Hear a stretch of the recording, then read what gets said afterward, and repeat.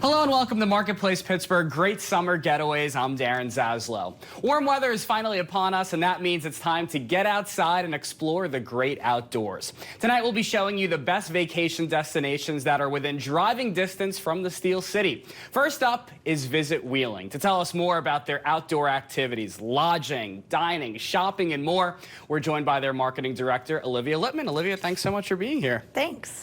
Wheeling is just a short drive here from Pittsburgh, which is absolutely fantastic. I've been there many times. Why do you think Wheeling is the perfect vacation destination for people looking to get away from Pittsburgh for the weekend or even longer?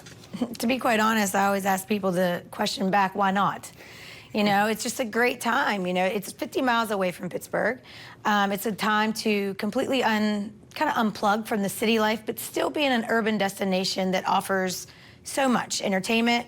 You know, we have gaming, we have sports, we have pretty much anything you could possibly ask for, not to mention our events and nightlife is really building up, and it has been for the last 15 years since I've been here there at Wheeling.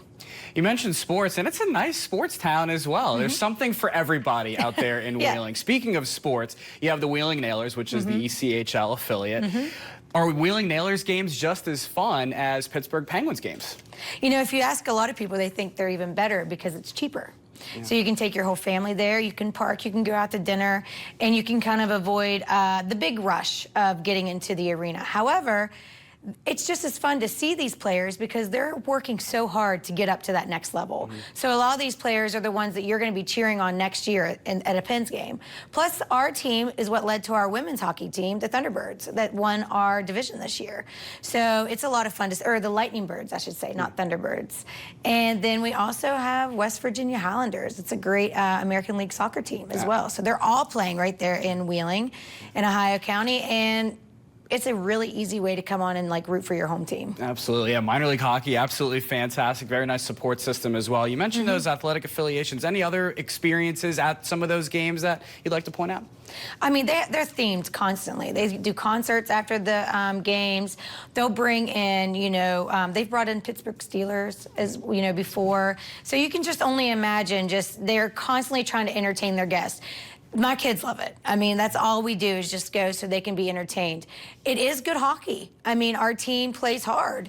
The fans are very dedicated, and it's really nice to see them theme themselves to the games, too. So, I mean, if you've ever been to a, you know, professional hockey game, you're not going to be disappointed there. The arena, I mean, they roll out the red carpet for these games, and the Nailer Association does as well. They're all local people just looking to build up, and it's locally owned as well. So you can't beat it. That's absolutely awesome. West Virginia is known as wild and wonderful. I can attest to that. I've lived there for 3 years. I vacationed all the way across the state. I mean, it's absolutely the definition of beautiful. Thank you. Wheeling and Ohio County, what are those known as? We always say we're the wonderful part of wild and wonderful. So we're like a more urban destination. We're more so known for our history, our arts, our culture. Not so much for the whitewater rafting or like, you know, the extreme hiking up at Seneca Rocks. We have, you know, Ogilvy Resort and Conference Center there that is known for just the beautiful lands and everything they have to offer, all the way down to like our Center Market, which is an old market house that you know, is now just a bunch of boutiques and antique shops and home of the famous Coleman fish, of course. But, you know, West Virginia Independence Hall is where West Virginia became a state. That's where our Constitution was signed for West Virginia to become a state. Some people forget that West Virginia is not Western Virginia. Even still to this day, it's kind of crazy to hear that. So we always suggest that people come. They learn about the history there, how different our state is, and the pride that we all have from that history. And then you get to experience a lot of the town. Many of our buildings still have, you know, the emblem of Virginia on them because they've existed for so long. The architecture is something that you're not going to see in other places. Our Capitol Theater, you know, is set, you know, it opened up that Thanksgiving Eve of the Great Depression in 1946, and it's still housing some of the big names today. So, you know, we always want people to come down and enjoy our nightlife and entertainment. You know, we still have dog racing. that's kind of a lost art, you know? There's only 3 left. And, you know, it's just a great place to be. So that's why we're the more wonderful part of Wild and Wonderful. You're going to come, you're going to experience Wheeling, you're going to have fun, you're going to have a great meal, I can tell you that. There's lots of great restaurants there.